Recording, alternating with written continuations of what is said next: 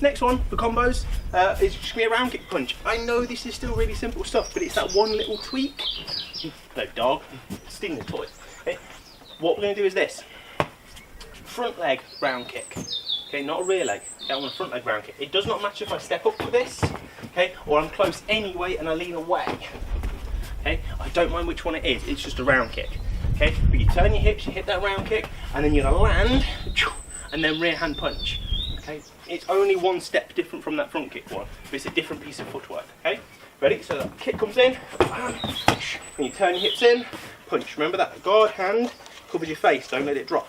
Okay, do a couple more off each leg, and then I'll make one extra little point. Okay, hit that round kick here. I could be close, round kick here. Okay, I'm gonna swap my feet, round kick, punch. Like I said, I want to have something on my face. Okay, just to kind of cover behind. Okay, I'll do one and lean away ones again. Okay, I want to stick.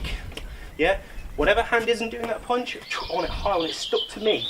Okay, if it's in mid-air, it's not helping you too much. Okay, just for that point, just in case they're trying to hit you back at the same time. Okay, last little point for this. It does not matter whether I step or I lean.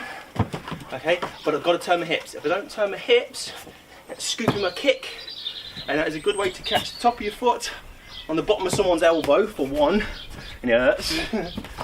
But it also means it's not a proper round kick, which means for what we do in our freestyle taekwondo stuff when we're looking at competition work, especially if it's in our light contact section for the kids, we are looking at it to be quick, but we're still looking at an element of technique.